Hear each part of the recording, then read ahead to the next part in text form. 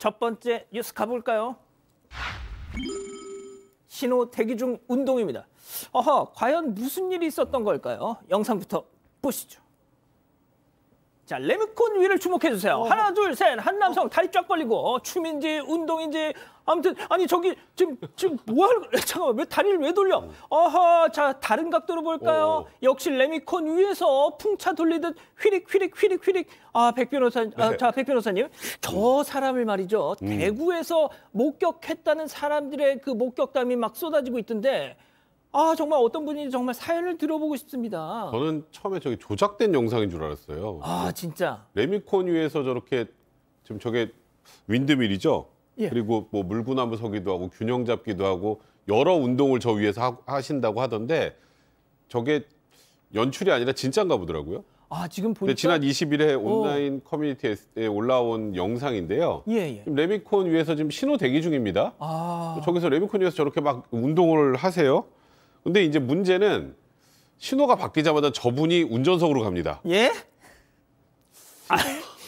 잘 운전하시. 그러니까 신호가 이제 가야 되면 운전석으로 내려가서 레미콘을 몰고 가신다는 거예요. 진짜. 그러니까 저분이 그냥 막간의 찰나에. 네, 그러니까 레미콘이랑 아무 관련 없는 분이 레미콘에 올려가서 저렇게 운동을 하는 게 아니고 지금 차에 타서 출발하는 거 보니까 차주인으로 지금 일단 보인다는 건데 지금 보시는 것처럼 영상이 같은 곳이 아니잖아요. 예. 이 남성 봤다는 분이 한 명이 아니랍니다. 최근에 다른 목격자들은 대구 무태교 근처에서 신호대기 중에 저렇게 레미콘 위에서 운동을 하는 남성을 본 적이 있다.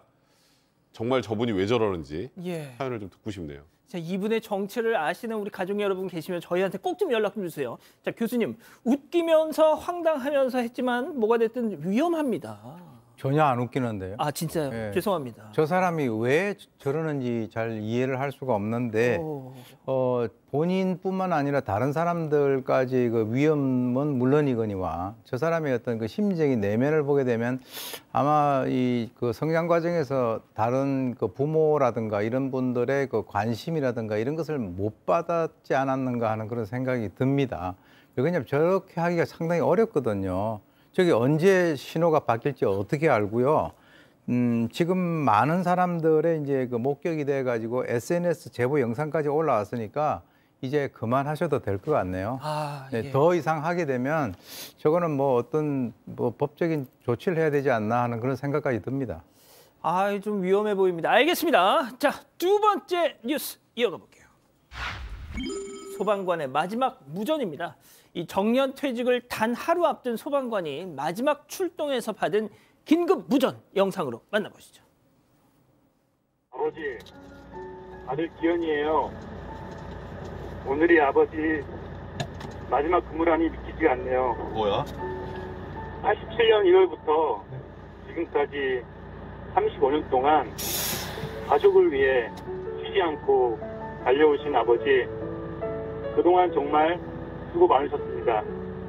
아버지, 35년 동안 아무런 사고 없이 안전하게 정년퇴직하게 되어 정말 아들로서 감사드리고 존경합니다. 아버지, 하려? 사치, 야, 갑자기 이런 이벤트 하니까 당황스럽다. 어쨌든 고맙다, 기현아. 우리 아들 사랑한다. 축하드립니다. 그러니까 35년간 소방관이었던 아버지의 마지막 출동에 역시 소방관 아들이 무전으로 저렇게 서프라이즈를 한 건데, 근데 4647 이게 뭐예요? 그러니까 이게 소방관들이요, 신속하게 정보 전달하기 위해서 약어를 씁니다. 그중에서도 46이라고 하면은 물을 때 쓰는 겁니다. 알겠는가 이런 뜻이고요. 알아들었으면 47, 알겠다는 의미로 사용을 하는 겁니다. 35년 차 소방관이 마지막 소방훈련 출동을 위해서 차량에 탑승한 상황입니다. 개포 하나에 무전이 왔고요. 이에 이 소방 무선통신 약어인 47 알겠다고 답을 했습니다. 그런데 무전기에서 저렇게 아들의 목소리가 흘러나온 겁니다. 오늘이 아버지 마지막 근무라니 믿기질 않네요. 35년 동안 가족을 위해 쉬지 않고 달려오신 아버지, 그동안 수고 많으셨습니다. 이런 내용이었는데요. 알고 보니까 이 아들이 아버지의 뒤를 이어서 소방관으로 일을 하고 있었던 겁니다. 아버지의 정년퇴직을 축하하기 위해서 이런 이벤트를 기획한 거였고요. 이어서 아들은 지금보다도 더 열악한 상황에서 근무하셨을 이런 아버지를 생각하면 눈물이 난다. 아무런 사고 없이 안전하게 퇴직하게 되어 정말 감사합니다. 꽃길만 걸으시길 바랍니다. 라고 말했고요. 이어서 아버지 사륙이라고 마무리를 했습니다. 아버님도 이 아드님의 그 서프라이즈에 또 눈물을 훔치는 장면도 나왔습니다. 자, 다음 뉴스도 이어갈게요. 갑자기 열린 문의 쾅입니다. 자, 우리 가족 여러분들이라면 이런 상황 피하실 수 있을까요? 영상 보시죠. 아, 지금 잘 가고 있는데요. 그 갑자기 자 오른쪽 차 주목해 주세요. 갑자기 문이 펑 열리면서 양 변호사님, 예. 반대편에서 차가 오고 있었고 네. 검은색 차량은 도로까지 침범해서 저렇게 튀어나와 있었는데 문까지 열렸습니다. 이건 어떻게 피합니까? 이걸? 피하기가 거의 불가능한 상황이었죠. 얘기하신 것처럼 마침 하필이면 반대 차선에서 차가 오고 있는 좁은 길이었기 때문에 뭐 사고가 이쪽으로 나거나 저쪽으로 나거나 둘 중에 하나일 뿐이고 오토바이 운전자 같은 경우는 속도도 그렇게 높지 않았다라고 주장하고 있는 상황인데요. 다만 이 우리나라 도로교통법상 과실이 하나도 없다라고 나오기가 정말 어렵지 않습니까? 그래서 좀 다퉜던 분쟁심의위원회에서도 9대1 정도로 1 정도는 과실이 있다라고 얘기하는데 오토바이 운전자는 내가 그 상황에서 어떻게 할 수 있느냐 이러고 있거든요. 그러니까. 문 여실 때 정말 뒤에 한번 살펴보시고 특히 좁은 길에서는 꼭 생각해 주시기 바랍니다. 맞습니다. 자, 또 다른 영상 이어서 보시죠. 자, 잘 달리는 오토바이. 그런데 갑자기 안 돼. 아이고, 또 열렸어 문이. 아이고. 자, 백 변호사님. 네. 오토바이는 과속도 아니었고요. 자기 네. 차로에서 달리고 있는데 오히려 자, 저 상대 차주가 문 연 사람이 오토바이 너도 잘못 있잖아. 뭐 그랬다네요. 지금 보니까 저곳이 주차 라인이 있는 곳도 아니네요. 그냥 보니까 저 차량도 일단 불법 주정차일 가능성이 굉장히 높아 보이는데 아하. 저 차량에서 지금 보니까 지금 막 차를 세우고 내리려고 그랬던 것 같은데 그런 상황이라면 최소한 뒤를 한번 확인을 하고 더 나가서 비상등이라도 이제 내린다라는 그런 신호라도 줬었어야 되는데 그러니까 지금 저 오토바이 운전자 누가 운전을 하더라도 저 상황에서 저 사고를 피하기는 어려웠을 것 같은데 아까와 마찬가지로 이번 차주도 과실 비율이 8대2 정도라고 얘기를 하고 있는 것 같습니다. 근데 지금 뭐 차문은 뭐 열리는 데 한 1초 정도 남짓이고 뒤를 전혀 확인하지 않은 저 차량, 그 다음에 주차선에도 아닌 일반 그 도로에 지금 정차를 해놓고 비상등도 켜놓지 않았던 저 차량의 과실이 그래도 7대3보다는 좀 높지 않을까 그렇게 생각합니다. 그렇군요. 알겠습니다. 자, 네 번째 사연으로 가보죠. 돈 아껴서 저축해라. 자, 어떤 사연일까요? 네, 그 산후조리원 비용을 아껴서 저축하라는 시어머니 때문에 속상하다 이런 며느리 사연입니다. 이 며느리는 임신 15주 차인데요. 얼마 전에 인기 있는 산후조리원에 예약을 했습니다. 이곳은 한 3주에 800만 원 정도 하는 굉장히 비싼 곳인데 이걸 그 친정에서 준 2천만 원이 있어서 그 비용으로 해결을 했다고 합니다. 그런데 이 사실을 알게 된 시어머니가요. 나는 혼자 미역국 끓여 먹고 애 낳고도 다음 날에 밥 매러 나갔다 라시면서 쓸데없는 곳에 돈 쓸 생각 말고 아껴서 저축했다가 집안 대소사 있을 때 비상금처럼 쓰라고 조언을 했다는 겁니다.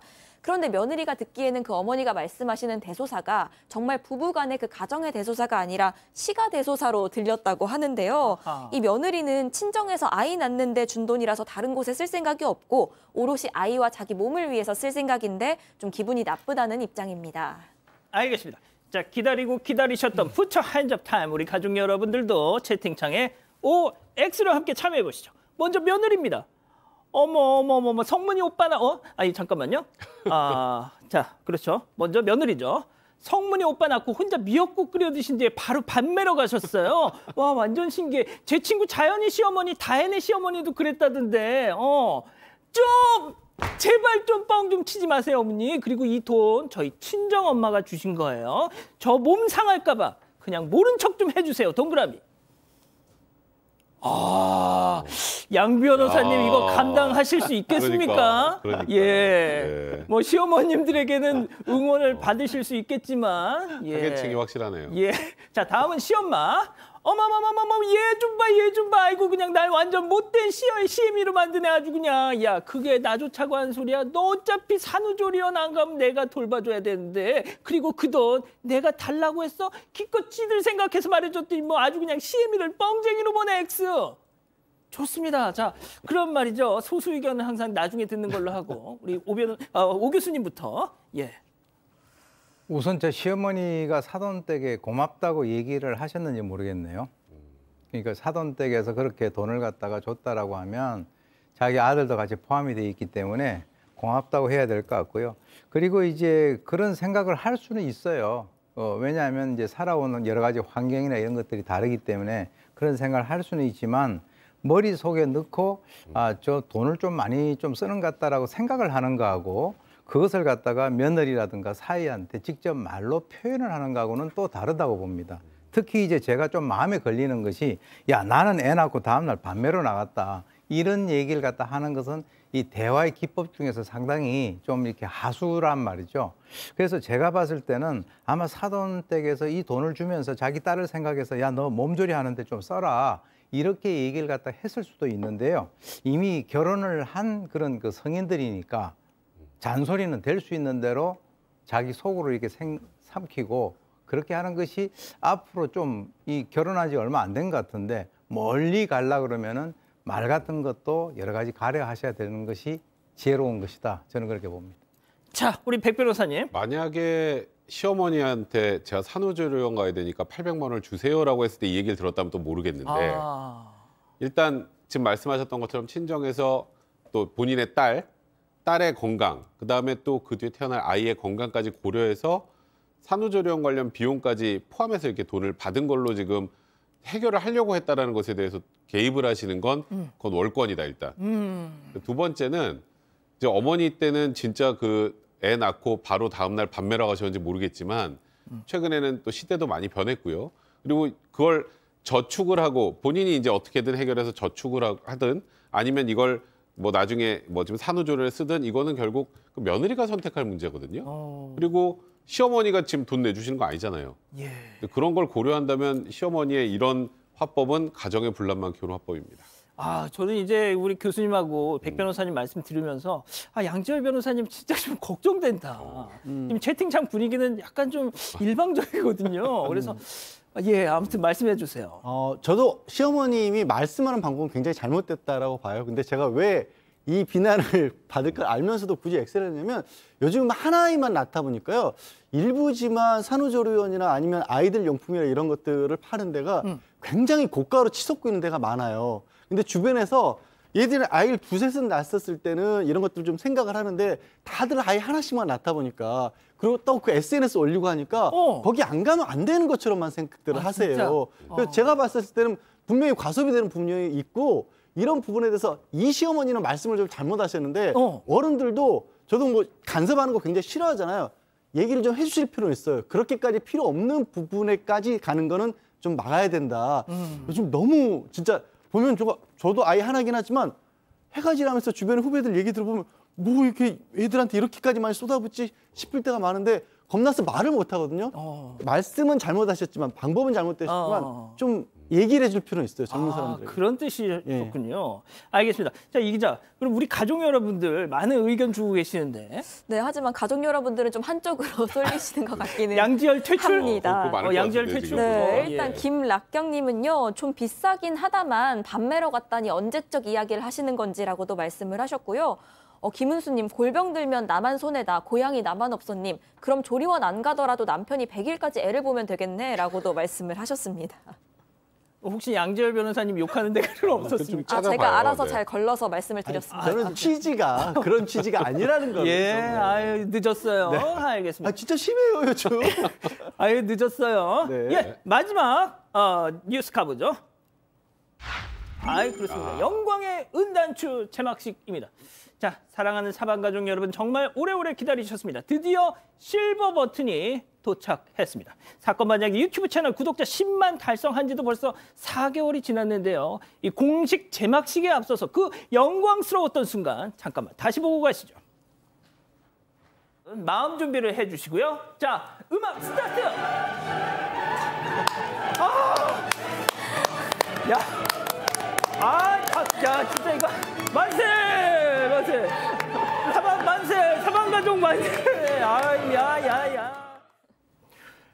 근데 저 때 멤버들이 지금 또 여기 거진다 계시네요. 저만 없었네요. 그러니까요. 자, 이게 저희가 이 보통 언박싱이라고 하지 않습니까? 그냥 박스를 이렇게 뜯어서 보여드리는 건 뭔가 좀 뭐랄까 좀 너무 성의 없어 보여서 저희가 이렇게 특별히 제막식으로 준비를 했습니다. 자, 제가 하나 둘 셋 하면요, 이 앞에 들고 계시는 이 천막을 싹 놔주시면 되는 겁니다. 자, 긴장된 순간, 자, 하나 둘 셋. 빰빰빰빰빰빰빰빰빰. 이겁니다. 생겼어요. 이게 안 뜯었네? 예? 이게 뭐 이제 언박싱도 지금 이제 안 뜯었어요. 자, 이거 일단 내용물을 보여드려야 되죠. 유튜브 이렇게 써 있습니다. 자, 열겠습니다. 아이고, 뭐 또 있네. 아유, 자, 이거 뭐야? 가짜가 아니라는 증거. 그렇습니다. 네. 이거 니들 실버 버튼 정품 받은 거 맞아? 뭐 이런 얘기겠죠. 영어 잘 모르겠어요. 자, 바로 이겁니다. 크구나. 이거. 오. 야, 진짜 이거. 자, 이게 네. 은은 아닌 것 같은데 아무튼 은색. 야, 진짜 여기 보면 말이죠. 보이실지 모르겠는데 사건 반장이라고 한글로 써 있습니다. 예. 이거를 우리 가족 여러분들이 한 땀 한 땀 힘을 모아 주셔가지고 만들어 주신 거예요. 자, 그런 의미에서 보름 만에 10만 돌파. 이후에 정말 특별한 프로모션을 하지 않았음에도 이미 벌써 17만 구독자 우리 가족 여러분들 함께하고 계시는데, 자, 우리 양 변호사님부터 진짜 딱 한 말씀씩만 말씀 부탁드리죠.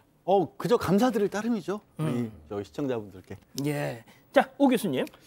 지금 이제 실버, 골드 이런 것을 받는 분들의 심정이 어떨까라고 저는 상상만 했는데 간접적이지만 이런 기회를 주신 우리 시청자분들에게 감사드립니다. 예. 자, 우리 백성문 변호사님은 네. 자기 유튜브 채널 하고 계시잖아요. 전 부럽습니다. 일단. 예. 마냥 부럽고요. 10만 가려면 아직 한참 멀었잖아요. 아직 멀었어요. 네. 그런 의미에서 한 말씀 해주세요. 정말 많이 부럽고요. 예. 사반에서 이렇게 또 대리 만족을 할 수 있어서 너무 일단 저도 기분이 좋고, 나중에 제가 하는 유튜버 받으면 제가 한번 갖고 나와도 될까요? 그걸 왜 갖고 오지 마? 네, 알겠습니다. 네. 아무튼 부럽습니다. 감사합니다. 네. 자, 알겠습니다. 자, 우리 이 기자도 한 말씀 해주셔야죠. 네, 정말 이렇게 사랑과 관심을 주시는구나 싶어서 그저 감사한 말씀밖에 드릴 말씀이 없을 것 같고요. 네, 골드 버튼까지 더 열심히 하겠습니다. 알겠습니다. 아직 안 끝났습니다. 이거 눌러주세요.